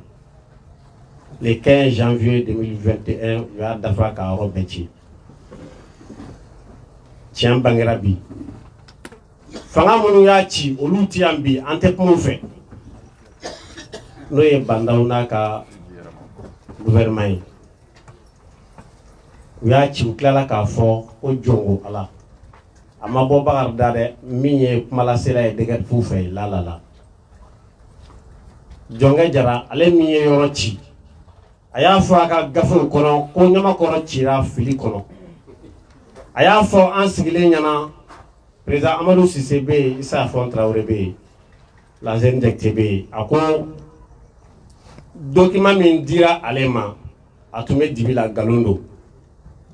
a ka laɲini ye min ye Ɲamakɔrɔkaw ka hakɛ ka segin u ma aéroport ko tɛ tiɲɛ ye e ɲɛmɛ kogo la yɔrɔ min na o de ye aéroport ye min tulo bɛ na ani min ɲɛmɛ na aw ɲɛ bɛ kogo la yɔrɔ min aéroport banna norme internationale d'un aéroport 750 hectares o de fɔra diɲɛ bɛɛ o gafew b'an bolo kuma fu tɛ mais bi conférence de presse bɛ yen an tun tɛ fɛ ka fɛn kɛ tuguni nga ni namara to ni janfa ci n'u ye namara ni janfa daminɛ i ma ni ma kɔn ka kuma u bɛ jamanadenw ladon fili kɔnɔ e min ta ye tiɲɛ ye i tɛ ye maa minnu bɛ yen ko u bɛ da nkalon na bi teliyala o de ka ca ka tɛmɛ maa minnu bɛ da tiɲɛ na teliyala donc kunnafoni min bɛ kan ka cari bɔlɔlɔw fɛ ka cari bi diɲɛmɔgɔ ɲɛna ni mɔgɔw tulo b'a la n'o ye plateforme bɛ ka laseli min kɛ u ye conférence de presse min kɛ dɔgɔkun tan tɛmɛnen a kunɲɔgɔn samedi kun ye samedi ye kunun an ko nin t'an ɲɛsira la nka kuma dɔ la a bɛ k'an ɲɛsira la a y'a to an ka jamanadenw labɔ kunpanna yaasa tiɲɛ ni nkalon u ka woloma ka bɔ ɲɔgɔn na donc o wolomali ka bɔ ɲɔgɔn na o de y'an bila conférence de presse la bi mɔgɔw k'a faamu kuma minnu tɛmɛra an ka présidentw fɛ an ka dugutigiw fɛ bɛɛ y'i ka fɔta fɔ nka bi kuma in a kɛrɛnkɛrɛnlen don de yaasa jamanadenw ka bɔ tiɲɛ ni nkalon kalama n'o tɛ aéroport don aéroport tɛ an bɔra o kuma kɔnɔ pewu aéroport tɛ yan maintenant comme groupe dɔ de farala ka bɔ an na ka da namara ni janfa kan mɔgɔ 11 de bɔra coordination bureau la yan ka taa u dama ka da ka géométrie min tun bɛ anw bolo min tun kan ka baara kɛ n'o ye Ablaye Kulubali ye a dɔnnen don Ablaye kunsigibani de la géométrie don a ka bureau bɛ Musabugu Ɲamakɔrɔ coordination tun ye procuration dilan ka d'ale de ma ko a ka Ɲamakɔrɔ baara kɛ n'o ye géométrie baara ye a nana se waati dɔ la n b'a seereya Ala tulo bɛ n na Ablaye Kulubali a ma sa fɔlɔ a don n b'a kɛnɛ kan a taara se président banbagatɔ ma n'o ye Dawuda Jara ye Ala ka hinɛ ani silamɛ suw la a ko Dawuda i ka carte d'identité copie di yan n bɛna terrain 100 d'i ma i k'a di i denw ma Ɲamakɔrɔ dugukolo la nin don n b'a kɛnɛ kan an ti nkalon tigɛ sijɛ minnu bɛ anw kɔ u ye min fɔ an ye nkalon t'a la mais min kɛra an b'o de fɔ n'an y'a fɔ maa ti sɔrɔ inshallah min bɛna fɔ ko nkalon don parce que an b'a fɔ n'a dalu de ye o don Dawuda ye n wele Dawuda balolen ma baara foyi kɛ dibi la k'a sɔrɔ n sen donnen kɔ baara in na k'a ma n da don a la donc Dawuda tɛ kɛnɛ min kan alhamdulilayi ne bɛ yen Dawuda bɛ yen Dawuda ye n wele a ko Kulubali yali i bɛ n ka jama bila n na wa ne Dawuda kelen terrain 100 e bɛ n kɔ jama bila n na wa a ye nin fɔ Kulubali Dawuda tɛ diɲɛ kɔnɔ bi mais Bakari Samakɛ balolen bɛ alhamdulillah Kulubali balolen bɛ alhamdulillah masa Kulubali b'a dɔn a n'a sini dayɔrɔ sibiriyan kelen cɛ jaabi min dira ma Dawuda Jara fɛ o de ye nin ye yali i bɛ n kɔ jama bila n na wa ne Dawuda kelen terrain 100 i bɛ n kɔ jama bila n na wa Kulubali e tɛ se ka ne sɔn la ne de y'i wele ka n ka baara d'i ma e tɛ se ka ne Dawuda sɔn i bilala min na o kɛ dɔrɔn ni ne fɔra ye kuma min na Kulubali dɛsɛra Dawuda la a y'a ka secrétaire général o de nana ne Kulubali ye Dawuda ka baara kɔnɔ Ibrahima Samake o don n bɛ Dawuda kɛrɛfɛ kurusiya la Ibrahima Samake a ko mɔgɔ min bɛ se Dawuda Jara la Bubakari Samake don il faut k'an ka Bubakari de sɔrɔ pour que ka se Dawuda la o la a ye Dawuda wele ka kuma Dawuda ye Dawuda ma sɔn a bolo a ye ne wele o don ne n'a bɔtɔ don 10e arrondissement la an sera balotan terrain na terrain min filɛ an kɛrɛfɛ nin kɔrɔ a bɛ ne kɔfɛ moto la a ko ma ko Samake ne dɔgɔnin de ye n b'i ci Dawuda Jara ma kɛnɛ in bɛɛ a b'e de lamɛn dugukolo ko Ala ko tɛ dɛ ne nin ma bɔ a da lahara Ala ka taa n ɲininka a la a ko e de bɛ se ka Dawuda bɔ a da cogo kan i ka terrain e yɛrɛ bɛ luwanse la an bɛna dugukolo caman d'i ma ne ko a ma n ko Dawuda n t'a nɛgɛ ka bila fili sira kan Kulubali bɛ ka na don sira min kɔnɔ a bɛna an cɛ fara dɛ an t'a la a ko e k'a to n yɛrɛ b'a fɔ a ye o de la a nana Umaru Konta wele n b'a ta tɔgɔ ma parce que n bɛ ka min fɔ n ma nkalon t'a la Umaru Konta ale de tun ye Dawuda ka adjoint ye wa ale de fana tun ye Dawuda ka sɛbɛnnikɛla ye u nana don Konta n'a hakili cɛ ka terrain caman ko fɔ a ye ala y'a kɛ u nana bɔ an ka yɔrɔ la n'an ye réunion de bureau kɛ u bɛɛ ka an bɛ bɔ o la dɔrɔn u bɛ taa ɲɔgɔn ye fan wɛrɛ fɛ u bɛ réunion wɛrɛ kɛ u ye bureau parallèle créé an ka bureau kɔnɔ ne de ye Dawuda ka conseil ye kelen a ka commission baara min bɛ sen kan o commission président de ye ne ye commission de travail président o ye ne ye n nana n ka commission mɔgɔw wele n ko réunion ka kɛ réunion kɔnɔ o ti bɛn n'an tilala bureau réunion na Konta ni mɔgɔ wɛrɛw bɛ taa réunion wɛrɛ kɛ fan wɛrɛ fɛ o la o ye janfa daminɛtɔ ye an ka pétition dilan maa minnu bɛ Dawuda ka pour la an k'u dɔn maa minnu ti Dawuda ka pour la an k'u dɔn an nana ni pétition ye yanni dugu ka jɛ an ye réunion in kɛ ne ka so de yanni dugu ka jɛ Konta bɔra kibaruya kalama k'a fɔ an ye réunion kɛ ko ka pétition dilan le lendemain dimanche Bakari nana yan n selen yan Konta ye wele Konta masa balolen don min yɛrɛ bɛ yan a ko Bakari Samake a ye pétition ko min labɛn kunun i bɛ ka na ni ko min ye baara in kɔnɔ nin an ti don a da fɛ dɛ n y'a essayé k'a la faamuya a ko n t'a faamuya i yɛrɛ kɔlɔsi dɛ n ko n y'a mɛn mais n tɛ Dawuda labila aw ye koyi aw bɛ fɛ ka min kɛ ne tɛ don a da fɛ an nana ni pétition ye ko mɔgɔ minnu bɛ Dawuda fɛ n'u u ka laɲini ye baara in ka sabati olu k'u tigɛ nɔ bila pétition in na o tuma an kan ka baara in kɛ cogo min an yɛrɛ b'a dɔn nin kɛlen kɔfɛ Konta ko a t'a signé ale min ye Dawuda ka dankan ye Ibrahim Samake le secrétaire général à l'époque a ko k'a t'a signé ale min ye Dawuda ka secrétaire général ye nin y'a sɔrɔ u ye sɛbɛn dɔ de dilan ka di ne ma parce que ne nana ka bɔ union na Sunkalo Kone ni Masa Kone olu de ye ne délégué ka na yan Dawuda ka laɲini kɔnɔ k'a fɔ n kana Ɲamakɔrɔkaw ka baara kɛ donc ne bɛ union tɔgɔ la nin kɛnɛ in kan n ti se ka don janfa kɔnɔ n y'a fɔ Konta ye n y'a fɔ Samake ye i ko i dɔgɔnin ye ne an bɛ balimaya bila kɛrɛfɛ an bɛ DGRP ka baara kɛ n'an tilala an bɛ sinjiya kɛ Konta e fana i ye Dawuda ka adjoint ye mais sɛbɛn de dilanna k'a di ne ma Dawuda fɛ a y'a signé k'a ka secrétaire général bila k'a signé an y'a légaliser polisi la k'a légaliser mairie la a bɛ n bolo k'a fɔ ko baara kalifara Bakari Samake la donc n tɛ se k'an sigi k'an to janfa la dɔ bɛna fɔ ko kɛra cogo di est ce que a ma labɛn wa n bɛna f'i ye n y'u bolo minɛ bɔrɔ kɔnɔ yɔrɔ dɔ la ala ye PA min tun bɛ domaine cadastre directeur la a sigiyɔrɔ bɛnnen don Kalaban ma a ye garantigibugu b'a fɔ o ma ko Nɛrɛkɔrɔba je ne sais quoi Dawuda tun dalen b'a la Ibrahim Samake fɛnɛ de ye ale lana kɛlɛ kɔnɔ donc Dawuda turu kɔ moi en tant que le président de la commission du travail n nana jateminɛ kɛ n ko n y'a fɔ Dawuda ye n k'i janfalen don PA fɛ i janfalen don Konta fɛ wa i janfalen don i ka secrétaire général fɛ a ko n ma Bakari to PA kɔ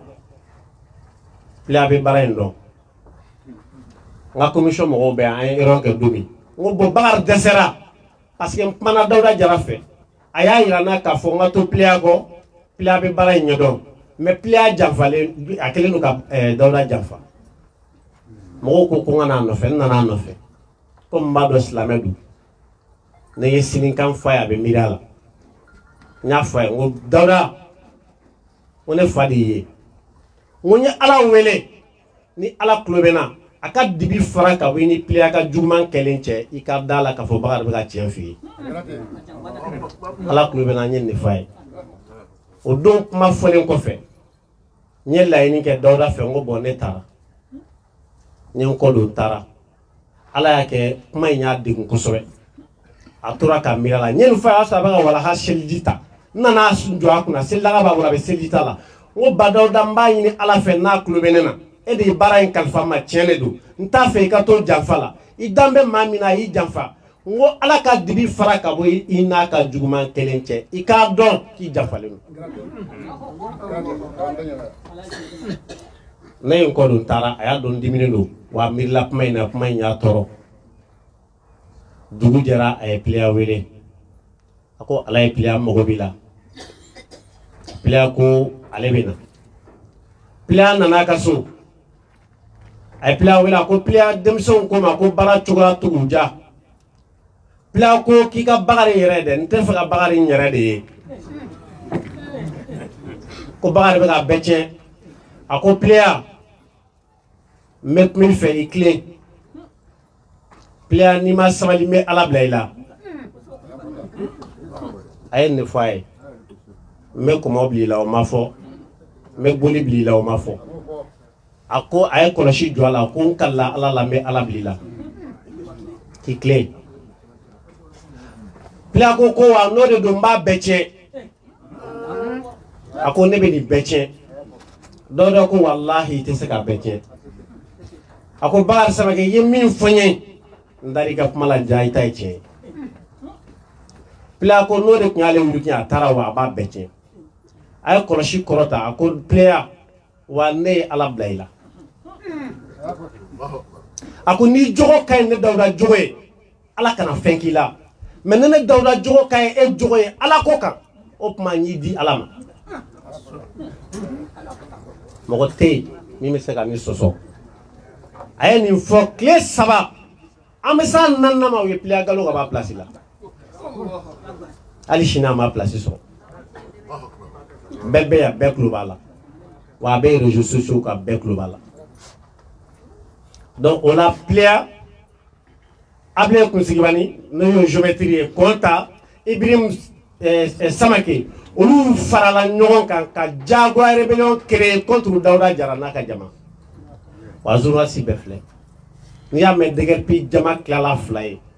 a kun filɛ maa si tɛ se k'a fɔ fɔcogo ɲuman na ka tɛmɛ nin kan ni maa ma y'a fɔ aw ye ka tɛmɛ nin kan a bɛ nkalon kɔnɔ wa maa tɛ se ka nin sɔsɔ n pɛrɛnnen don ka nin kuma in jaabi fan bɛɛ fɛ ka da kan min kɛra n ma fɛn fara kan wa n ma fɛn yɛrɛ bɔ a la nin kɛra min kɛ u nana u tɛna an ka yɔrɔ la nka u bɛ yɔrɔ kɛ côté dɔ in fɛ an tor'o la an ye conférence de presse kɛ i n'a fɔ an filɛ ka min kɛ ka assemblée ba kɛ ka tila ka UG wele ka na kɛnɛ in kan yan ka na fɔ bureau parallèle min bɛ an ka bureau kɔnɔ ni assemblée ka yamaruya ye olu bɛna bɔ an ka bureau la o tɛ bɔ DGRP la dɛ Ala de y'u kɛ DGRP ye n bɛ segin a kan u ma bɔ DGRP la mais anw bɛ baara kɛ bureau min kɔnɔ komi danaya tɛ yen dɔw natara déjà dugukolo la dɔw k'u tɛ dugukolo minɛ ka jama kɔ bila donc olu dun 2 de jɛlen bɛ bureau kelen na n'an kan ka baara kɛ ɲɔgɔn fɛ hakilinaw tɛ kelen ye dusukunw tɛ kelen ye ŋaniyaw ɲɛsinnen tɛ ɲɔgɔn ma ka da an kɔfɛ jama ka hɛrɛ kan il faut que mɔgɔ minnu bɛ yen n'olu natalen don dugukolo la olu ka bɔ anw cɛ la mɔgɔ minnu bɛ yen n'olu ma sɔn dugukolo la n'u kɛn bɛ ka Ala minɛ yaasi kɔfɛ jama ka lasɔrɔli kɛ o tuma olu dama ka to bureau kɔnɔ ka bureau baara kɛ jɔn ka baara jama ka baara jama min b'an kɔfɛ minnu ye danaya d'an kan donc nin kuma kɛra sababa ye UG ye a procès verbal kɛ an ye u mɔgɔ 11 an y'u bɔ bureau kɔnɔ mais an m'u bɔ DGRP la dɛ parce que an tɛ se k'u bɔ DGRP la Ala de y'u kɛ DGRP ye mais an y'u bɔ DGRP la u ye plainte k'an kan k'an wele tribunal la a bɛ siɲɛ 11 bɔ an y'u jaabi a siɲɛ 11 bɛɛ la Ala y'an dɛmɛ an bɔra a la donc fo bi an b'o cogo la donc pour que u ka fanga sɔrɔ Dawuda fatulen olu nana jigiya sisan k'a fɔ ko Dawuda tɛ yen bi an bɛ wuli bi an bɛ taa don ninnu na Tawulen Keyita bilal'u ɲɛ u nana ga in kɔrɔ a don u nana an sigilen sɔrɔ an bɛna yɔrɔ kɛ a wuli ka bɔ yen he a wuli ka bɔ yen a wuli ka bɔ yen an yɛlɛla o Tawulen ye maakɔrɔba de nka kɛlɛ in dɔɔnin bɛ Bakari la ka tɛmɛ i kan ne mɔna i ɲɔgɔn kan de n bɛ kɛlɛ in dɔn ɲɔgɔn kɔnɔ de bakar ma kele wara fo ko men disi bojino e nan tra sra wara ga tem kuma kameo nga meliti mi na mbende do ala yɛrɛ sɔnna ma n bɛ ala tanu n bɛ masa kɔnɛ fo ni n sera nin point na fo n ka masa kɔnɛ fo n tɔgɔla patron de don maa min ye n kalan nin baara in na donc n y'a fɔ tawulen ɲɛnɛ a place tɛ nin kɛnɛ kɔnɔ yan kunun a ye tɔn in labila cogo min na an b'a kalama bi tawulen place tɛ yan sini tawulen place tɛ yan kɔnta taara tawulen wele de alors que kɔnta kelen de tun b'a fɔ yan ko u ɲɛ tɛ se ka da tawulen kan a ye tɔɲɔ min da o kan tawulen ni Dirisa kɔni mais Dawuda fatulen pour que a ka se Bakari ni baarakɛlaw la commission ko in ka ban a taara tawulen nɔfɛ ka na donc tawulen nana fara u kan Samakɛ fatura ale kɔnta yɛrɛ nana ye ni Samakɛ tɛ yen ale kelen tɛ se anw na a ye tawulen wele ka na u ye dugukolo feerelaw ni dugukolo namaratɔw de cɛ ka fara u kan n bɛ segin kuma in kan an sigi kun y'o de ye tiɲɛ ni nkalon ka bɔ ɲɔgɔn na e bɛna taa lakali cogo min na ne kan t'o ma koyi n bɛ ka tiɲɛ min fɔ ala ye n seere an tulo an lamɛnbagaw an filɛbagaw aw fana ye seere dɔ ye an tor'o la u ye dugukolo namaratɔw Pileya bɛ yen o bɛ dugukolo ko dɔn Kulubali bɛ yen géométrie de don a banna ka n ka plan d'a ma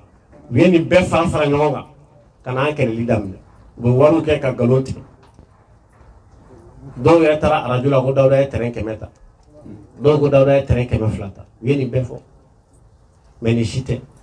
juste ka nin détail ninnu di an lamɛnbagaw ma a ka faamu mun ye DGP bureau kɛ 2 ye jɔn ta ye tiɲɛ ye jɔn ta ye nkalon ye n bɛna se papier 2 dɔrɔn ma o b'an bɔ an ma papier foyi ŋaniya di ka di journaliste ma ka d'a kan an ye papier bɛɛ di ka ban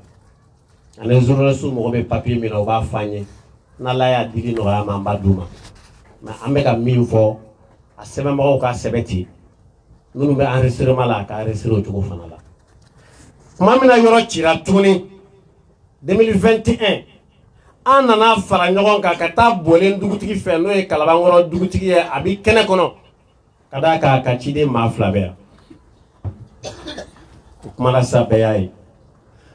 Kalaban dugutigi bɛ kɛnɛ kɔnɔ Ɲamakɔrɔ dugutigi bɛ kɛnɛ kɔnɔ Sogonikɔ dugutigi bɛ kɛnɛ kɔnɔ Maɲanbugu dugutigi bɛ kɛnɛ kɔnɔ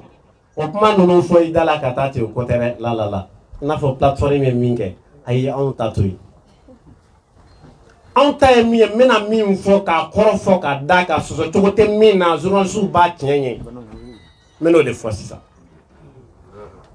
plateforme ye mɔgɔw wele de délégation k'u wele k'u namara k'u janfa ciden min yɛrɛ bɛ k'u ka kɛnɛ kan o ciden janfalen don parce que o t'a dɔn yɛrɛ fɛn min ye tiɲɛ ye fɛn min ye nkalon ye u kɛn bɛ k'a mamu k'a d'o de ma donc ka tiɲɛ ni nkalon f'an k'a bɔ ɲɔgɔn na de o de y'an sigi kun ye yɔrɔ cilen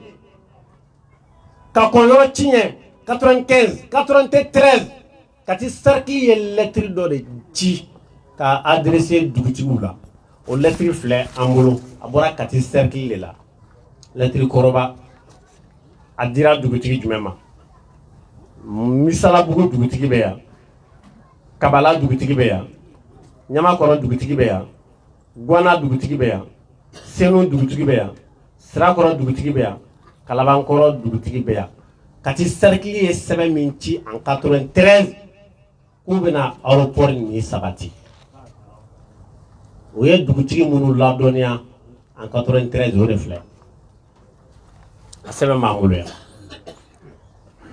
o dugutigi kofɔlen ninnu yɔrɔ cilen kɔ 2021 le 14 janvier an sera o dugutigiw de ma olu ka ɲɛmɔgɔ bɛɛ faralen ɲɔgɔn kan n'o ye bɔlen dugutigi ye Kalabankɔrɔ dugutigi an ye sɛbɛn dilan an ni ɲɔgɔn cɛ o sɛbɛn in dilanna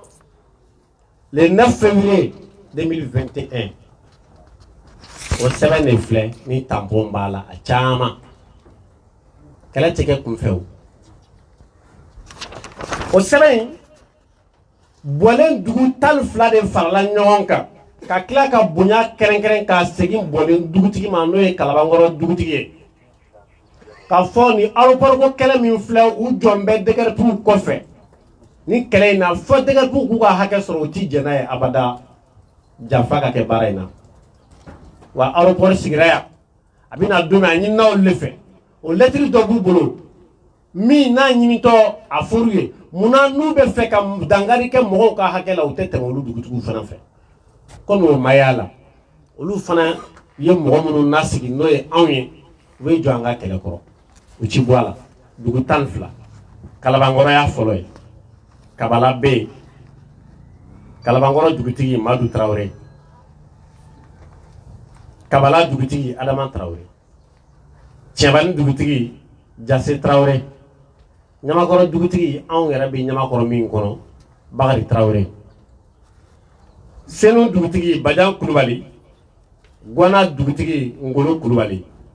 Sirakɔrɔ dugutigi Salifu Tarawele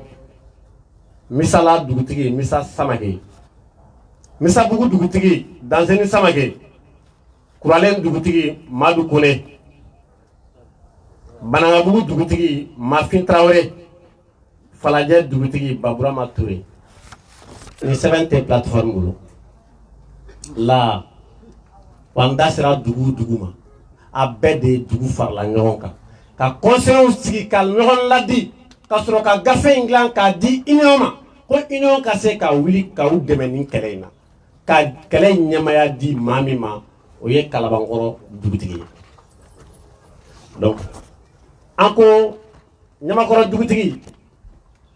en tant que anw de ye Ɲamakɔrɔ DGRPU ye kun tɛ di kuntigi kɔ duguw ni ɲɔgɔn cɛ bonya o ye laadala ko ye o b'a nɔ la o tuma anw bɛ dugu min kɔnɔ dun jalo DGRPU n'o dugutigi yɛrɛ cɛ bɛ cogo di dɛ o kama an ko an ka mouvement foyi kana kɛ dugu in kɔnɔ n'an ma taa an ka dugutigi ladɔnniya la o ye anw ni DGRPU n'o dugutigiw cɛ ye an y'o baara waleya la plateforme ni mɔgɔ min tulo b'a la a ti tɛmɛ dɔgɔkun 3-4 kan premier ministre bɔra ka kuma o conférence senfɛ a y'a yira k'a fɔ a bɛna commission sigi ka diinɛ ɲɛmɔgɔw wele ka parti concerné bɛɛ wele mɔgɔ bɛ yen ko sen bɛ aéroport ko in na ni tɔɔrɔ sera ma olu ka sigi ka baara kɛ commission in kɔnɔ n'u bɛnna min ka gouvernement bɛ baara kɛ n'o de ye ka d'a kan malien première qualité mɔgɔw comme il le dit olu ka chantier ma jɔ nka minnu bɔgɔ ka fɛgɛ bin kɛra olu de kan donc a ti bɛn f'an ka yɔrɔ ka segin an ma tiɲɛni min kɛra an kun fana a ka sara ni min fɔra nin don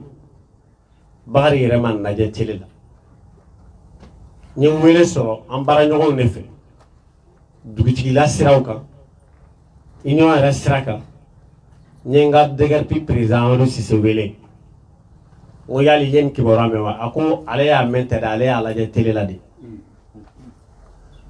ne ko baasi t'a la n k'an wuli kuma sera n'an ma wuli sisan plateforme an ka fugulan don a kunna dɛ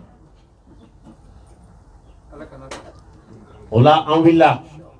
nka an y'a sɔrɔ u teliyara n'an ye u ye conférence de presse kɛ fanga tɛ kɔnta la kɛnɛ in kɔnɔ o kuma sabatilen don yeli la tulola mɛn na dusukun na ani hakili la bɛɛ sabatilen don o kan donc kɔnta dun faralen bɛ plateforme de kan u n'u ka sira bɛɛ u yɛrɛ danba la k'a fɔ u bɛ sira min kan u bɛ fili sira kan an b'a contexte k'u ye u tɛ DGRPU yɛrɛ la an ko de u tɛ se ka fantanw ka kɛlɛ kɛ ka d'a kan u natara tiɲɛlikɛlaw la wa u ni tiɲɛlikɛlaw y'u tigɛ di ɲɔgɔn ma wa u bɛ baara la ɲɔgɔn fɛ ne badenw ne faw n tɛ kuma dɔn ka tɛmɛ aw kan dɛ wa n tɛ ko dɔn ka tɛmɛ aw kan n baw bɛ ten n kɔrɔw bɛ ten fo ka taa se ne ni maa minnu ye filan ye n dɔgɔw b'a la Bakari tɛ kuma dɔn ka tɛmɛ maa si kan nka an ka kuma filɛ ni hakili ye an ko an ye min mɛn n'a jiginna jɛgɛ kɔnɔ ji la ko dolen filila nana ale la baloli de kama o don a bɛ tobi daga kɔnɔ siga t'a la o don de a bɛ kɛ naji ye anw minnu bɛ yan n'an y'a bila an kunna seko ni kelen ko plateforme bɛ ka na anw ka kɛlɛ de kɛ yasa DGRP ka bila a ka minɛn kɔnɔ o don de an mago bɛ sa kuma in kɔrɔ nin de ye o de y'a to an ko an ti fara dugukolo feerela kan an ti fara géométrie kan dugukolo feerela maa min ma tiɲɛlikɛlaw fɛ an n'u ti ɲɔgɔn fɛ o de y'a to an y'a kɛrɛnkɛrɛn k'a fɔ an ka kumaw la ko DGRP de 1995 parce que DGRP wɛrɛw bɛ yen olu ye 2021 de ye DGRP de 2021 olu y'a sɔrɔ jɔn bolo u y'a sɔrɔ min dalu jumɛn b'u bolo u ka DGRP nana sira jumɛn kan pour que u ka se ka dugukolo sɔrɔ yan yali u y'a san Adama Sangare de bolo wa u y'a san géométrie Kuluba Kunsigibani de bolo wa u y'a san mɔgɔ jumɛn bolo anw t'o dɔn donc fanga yɛrɛ de ko a y'aw yɛrɛ walawala ka bɔ ninnu na ka d'a kan minnu bɛ yen anw dalen kɔ aw la dugutigiw ka sɛbɛn taara se premier ministre ma Muktar Wane yan'a ka jigin a y'an jaabi fana an ma mɛn an tulo la fɔlɔ ko gouvernement ye plateforme jaabi officiellement la an m'o mɛn plateforme n'an ti kɛlɛ la mais an y'a fɔ de plateforme anw bɛ taa sirifukɛ fɛ yen waati min le président du Haut Conseil islamique Ismaël Cherif Madane Aïdara anw taara fɛ yen anw fɔlɔ de taara fɛ yen yɔrɔ cilen an y'an ka dalilu f'a ye a y'a yira an na an kana n'a sɛbɛn ye ka d'a yɛrɛ ma an seginnen a ye don min bolo d'an ye siɲɛ filanan na an taara ni document ye a y'a fɔ aw ye ko aw talen kɔfɛ ko sirakɔrɔkaw nana yan a ko u ko k'u ni cili tɔ ye mètre 100 ye k'u ka yɔrɔ bɛna ci ko faama caman mu olu la minnu ye suraka faama ninnu ye caman mu olu la olu ma se k'u ka ko in ɲɛnabɔ yɛrɛ o don Isa Yafɔn Tarawele ye sirifukɛ jaabi a y'a fɔ a ye ko a ko an karamɔgɔ e de bɛ kɛ bɛɛ jigi ye nin ko in na koyi mɔgɔ tɛ se k'i yɛrɛ bɔ nin ko in na a ko o ye tiɲɛ ye o y'a sɔrɔ an ma plateforme ye o an ka siɲɛ filanan de la Aïdara de y'a fɔ an ye ko plateforme bɔra yan aw taalen kɔfɛ k'u fana nana yan o ma ci fɔlɔ dɛ k'u ni cili tɔ ye mètre 100 wa olu ma ci anw de ye ciko 2 kɛ 95 anw cira 2021 anw cira plateforme ma ci fɔlɔ mais plateforme ko k'olu bɛna kɛlɛ kɛ anw de place la an ko la aw t'anw ka kɛlɛ banfugulan don aw kunna an t'an ka kɛlɛ bileki don aw kana an ti jɛ n'a ye aw ka yɔrɔ ka ci an bɛ jɛ kɛlɛ la ye bɔlen kama parce que sirakɔrɔ dugutigi bɛ yan mais bɔlen bɛɛ faralen bɛ ɲɔgɔn kan de ko dugu kana ci tuguni kuma in ka faamu ko dugu kana ci tuguni bɔlen bɛɛ faralen bɛ ɲɔgɔn kan o de kama nka minnu cira kaba dimi donna olu minnu na kaba siɲɛ 2 k'a sɔrɔ u ma bila u ka hakɛ kɔnɔ o ye anw de ye se ma kɛ aw ma fɔlɔ ka aw ci aw ko k'a bɛ fɛ k'anw na tunu yɛrɛ n teri dɛmɛ faso kasi la ye tiɲɛ ye e yɛrɛ tɛ maa min ŋaniya dɔ b'i la sa anw minnu ta cira e ko ayi anw t'a ɲɛdɔn anw yɛrɛ ka bɔ yen e min ta ma ci e de bɛ k'anw ka kɛlɛ kɛ nka e de ka farin n'anw ye ŋaniya dɔ b'i la an ko la d'abord anw bɛ kɛlɛ in ɲɛdɔn ka tɛmɛ aw kan anw de kan ka kɛlɛ in kɛ parce que dimi donna anw de la siɲɛ 2 anw kan ka kɛlɛ in kɛ anw de ka yɔrɔ cira aw ma ci fɔlɔ anw kan ka kɛlɛ in kɛ anw de ni bɔlen dugutigi bɛɛ bɛ ɲɔgɔn fɛ donc aw bɛ to anw kɔfɛ de aw tɛ se k'anw ka kɛlɛ kɛ wa aw tɛ se k'a kuma fɔ nka ni gouvernement ko k'a bɛ taa sira kɔrɔ ci astafurlah an ni aw bɛ jɛ k'o kɛlɛ kɛ an ti jɛ n'a ye ne hakili la o kan ka plateforme bɔ mais là plateforme nana kɔnta o wele ka fara u yɛrɛ kan comme fanga ma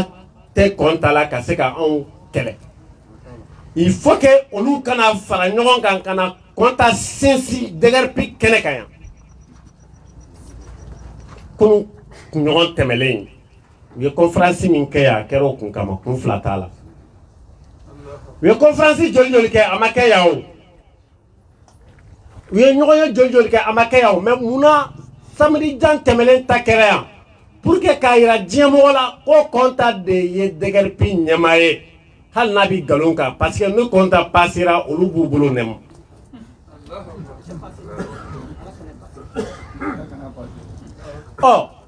nka ni anw de passera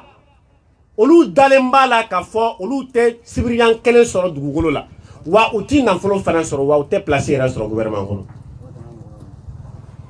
donc wajibi don u k'u ka kɛlɛ kɛ moi je ne suis pas contre k'a fɔ k'u kana parce que mɔgɔ i ye tiɲɛli kɛ ko o ko la i bɛ sa de n tɛ i ka laɲini o ka dilan tiɲɛli kɛra u bolo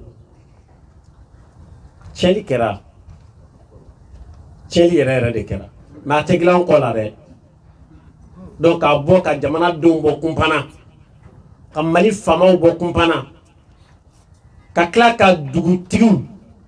k'u ka foli kɛrɛnkɛrɛn ka segin tuguni dugutigiw ma yɔgɔyɔgɔ plateforme sera dugutigi caman ma yaasa u ka se k'u la nata ka fara u kan an bɛ dugutigiw fo an bɛ dugutigiw fo an tɛ se ka foyi kɛ ni dugutigi ninnu tɛ dugutigiw y'a yir'u la ko non n'olu ye anw labila u y'u ka laada sira bila u sɔnna k'a to an kɔ o y'an sinsin ka se bi ma fɛn damadɔ b'anw na qualité la o tɛ plateforme na n b'a fɔ micro la bɛɛ k'a mɛn anw yɛrɛ yɛrɛ de ye DGRP ye da fila bɛ maa minnu na 95 da ani 2021 da gouvernement bin'aw kan nka gouvernement m'u bila u ka hakɛ kɔrɔ o bɔlen kɔ anw yɛrɛ de ye bɔlen ye bi parce que an ni bɔlen dugutigiw faralen bɛ ɲɔgɔn kan u ye janfa kɛ u ko an y'an ka dugukolow sɔrɔ u ye janfa kɛ u ko forotigiw y'u ka hakɛw sɔrɔ u k'u ye 3 milliards de tila forotigiw ni DGRPw cɛ 3 milliards u k'u y'o de tila forotigiw ni DGRPw cɛ wa dalu t'a la an bɛ journaliste sɛbɛnw fo ka d'a kan journaliste minnu y'an wele ka t'u ka plateau kan u ye tiɲɛ ni nkalon sɛnsɛn ka bɔ ɲɔgɔn na hali sisan a kɔlɔlɔ b'u nɔfɛ mais hali kunasi ni journaliste dɔw ye n b'a fɔ cogo di les mots me manquent n t'a dɔn janfa kuma a y'o fɔ arajo la n ti mɔgɔ tɔgɔ fɔ nka n'an bɛ taa mise u ko zone aéroportière ko k'anw sigilen bɛ a galon kan ko papier kelen t'an bolo an bɛ se ka min présenter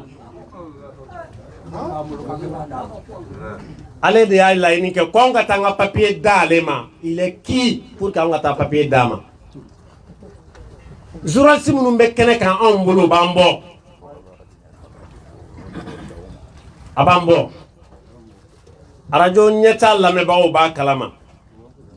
k'a fɔ Bakari bɛ fɛ ka min fɔ ka d'a kan min kumana o b'a mɛn n bɛ da ye an kumana CNT kan dɔw ye Abubakar Sidiki Fɔnba ye Ɲamakɔrɔ ka den don wa DGRP den don ale yɛrɛ kumana k'a fa y'a ta sɔrɔ mais a bɛ DGRP défend dɔw y'a ye côté dɔ in na u siranna ne b'a f'u ye wa tɛ siran kun bɔ ka d'a kan Abubakar Sidiki Fɔnba madama CNT mɔgɔ de don foroba mɔgɔ de don foroba mɔgɔ de don maa kelen ta tɛ wa n'a bɛ baara kɛ a kan ka baara kɛ n'o hakilina ye ka d'a kan du kungo jamana kungo ka bon n'a ye du kungo jamana kungo ka bon n'a ye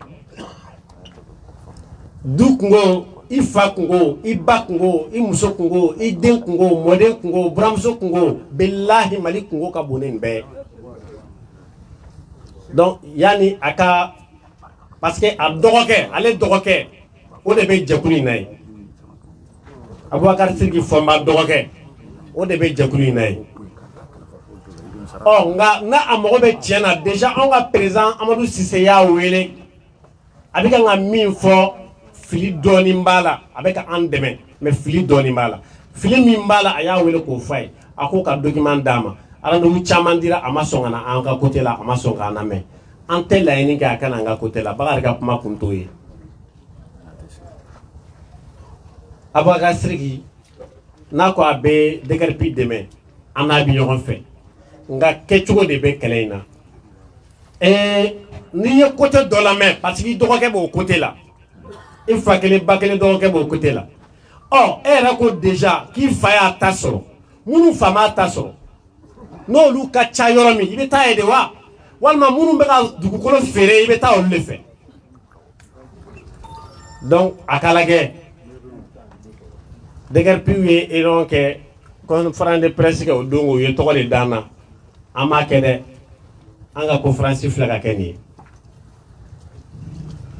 dugu ko fer la munuma be ya ye do ko temele hu nana mobili ke ka parado ke ka kene faya a fer lo lu de ma na li jago ay imagine on nous fraka bo nyogona imagine en fraka bo nyogona yo fer la munuma olu de nana on a nuka mobilité na frako 2021 dégâts pour sentala olu be wili kujo e jago ay donc abogar sirgi yele nunga côté là sran côté furba mode do en bela jele na kaka mais ale te dugukolo di mogoma premier ministre ate dugukolo di mogoma ministre mi me dugukolo di mogoma srabe ya nyedombe ya famumbe ya ambo sra de fait mais kuma surya mais mi faga min fodron et mi faga min fodron oye mogo ka fam ante kuma dugu la de plateforme cide abi kene kono anga degarpi munu ye jamfa ke kata groupe wore o ka cide me kene kono cide wore be kene kono ya munu ye fama ka cide wi nga anye min fo anye tiene fo ante srawla ni ya ni ga chien ke ma mesoka donc ka bok mala ka senga nga journaliste fo munu sona kana kene kono talayni ku ufe kokray kalay ala kama kele de do ni mo mi mande me ala kama e kan de me ala kama munu beno ni utande me ala kama nu be ga fanga de men na fulu kama ala ku saraw ngani ala nabi kuma surya ka jama bela jelen fo ka foli kere tugun ka di bole dugutuguma ka janga ino président ma ka danga chorba kuluma ka dan labe bagoma conférence kunye miye o de aka don conférence de presse min kera o dongo degar pour de tadowa walma dugukolo ferlaw de tado o luka se ka don ka bonyogona no dona ka bonyogona o de tuyanga layni donc ola alsa ami foli kere ka di jamama nabi bo malaya ate to bala sol ala rasuli ala ka beso